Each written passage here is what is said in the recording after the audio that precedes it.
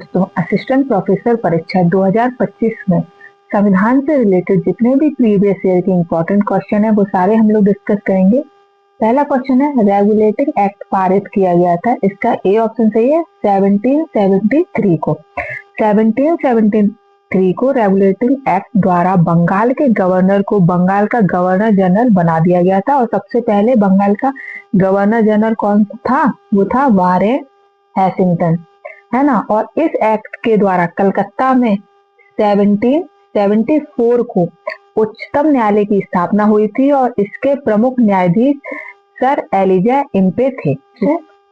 वह कौन सा अधिनियम था जिसमें भारत में सत्ता ब्रिटिश ईस्ट इंडिया कंपनी से ब्रिटिश क्राउन में स्थानांतरित की गई थी? तो वो आपका डी ऑप्शन सही है, भारत सरकार अधिनियम 1858। 1858 में भारत का शासन ब्रिटिश ताज के अधीन कर दिया गया था। अब गवर्नर जनरल को भारत का वायसराय कहा जाने लगा था और भारत का प्रथम वायसराय कौन था? Lord Canning. ठीक है, नेक्स्ट है, केंद्र में द्वैध शासन किस अधिनियम के अंतर्गत स्थापित किया गया था? तो इसका आपका सी ऑप्शन सही है, भारत सरकार अधिनियम 1935। नेक्स्ट है, किस अधिनियम द्वारा ब्रिटिश भारत में सांप्रदायिक प्रतिनिधित्व की व्यवस्था की गई थी? तो इसका आपका बी ऑप्शन सही है, मार्ले मिंटो सुधार 1909। इसके अंतर्गत मुसलमानों के लिए पृथक निर्वाचन की व्यवस्था की गई थी। नेक्स्ट है, निम्नलिखित अधिनियम में से किस अधिनियम के फलस्वरूप बर्मा भारत से अलग हुआ था? तो इसका आपका ए ऑप्शन सही है, भारत सरकार अधिनियम 1935। 1937 में बर्मा को भारत से अलग कर दिया गया था। किसने संविधान निर्मात्री सभा का विचार प्रस्तुत किया था? इसका ए ऑप्शन सही है, एम.एन. राय ने। और कब किया था? 1934 में। नेक्स्ट है, भारत के संविधान सभा गठित करने का आधार क्या था? तो इसका आपका बी ऑप्शन सही है, कैबिनेट मिशन योजना 1946। इसके सदस्य स्टेफोर्ड क्रिप्स थे, पैथिक लॉरेंस थे और एम.बी. अलेक्जेंडर थे। उन्होंने कितना 389 सदस्यों का प्रस्ताव दिया था। नेक्स्ट है, भारतीय संविधान सभा की स्थापना कब हुई थी? इसका बी ऑप्शन सही है, 1946 में। 9 दिसंबर 1946 को इसका प्रथम अधिवेशन दिल्ली में हुआ था। इसके अस्थायी अध्यक्ष सच्चिदानंद सिन्हा थे और 11 दिसंबर 1946 को इसके स्थायी अध्यक्ष कौन बने थे? डॉक्टर राजेंद्र प्रसाद। इसके संवैधानिक सलाहकार वी.एन. राय थे। नेक्स्ट है, भारतीय संविधान सभा के प्रारूप समिति के सदस्यों की कितनी संख्या थी? तो इसमें बी ऑप्शन सही है, 7। और इसके अध्यक्ष कौन थे? डॉक्टर भीमराव अंबेडकर। नेक्स्ट है, संविधान सभा में उद्देश्य प्रस्ताव निम्न में से किसके द्वारा प्रस्तुत किया गया था?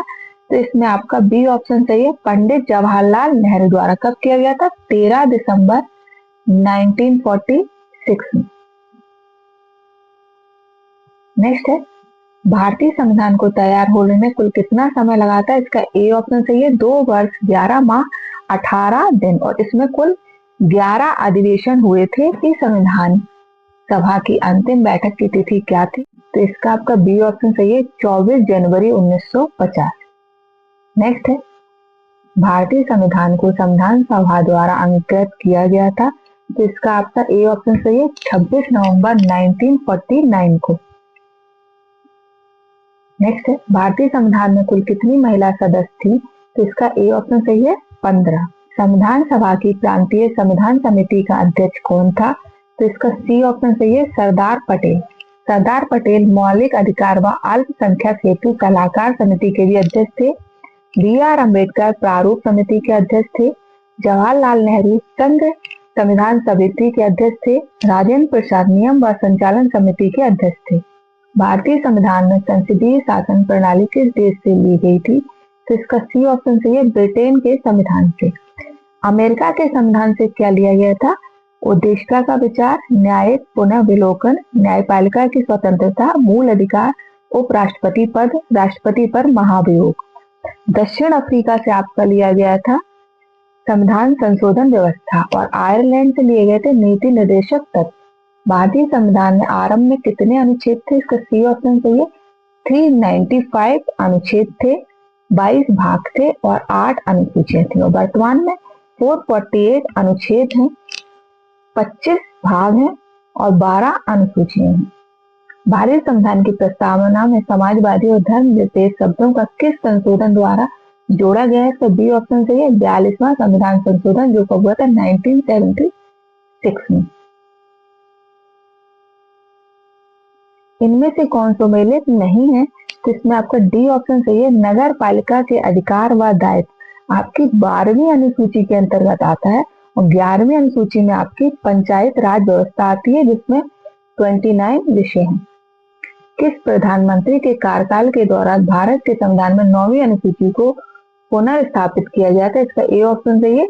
जवाहरलाल नेहरू। प्रथम संशोधन 1951 में हुआ था जो भूमि सुधार से संबंधित था। निम्नलिखित में से कौन सम्मिलित नहीं है? इसका डी ऑप्शन चाहिए। 5वीं अनुसूची आपकी अनुसूचित क्षेत्रों और अनुसूचित जनजाति के प्रशासन और नियंत्रण से संबंधित है। 8वीं अनुसूची आपकी भाषा संबंधित प्रावधान से संबंधित है।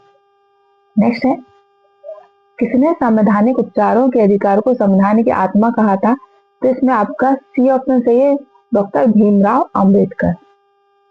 नेक्स्ट है, सर्वप्रथम भाषा के आधार पर गठित होने वाला राज्य कौन सा है? तो वो आपका आंध्र प्रदेश है और इसकी स्थापना 1 अक्टूबर 1953 को हुई थी।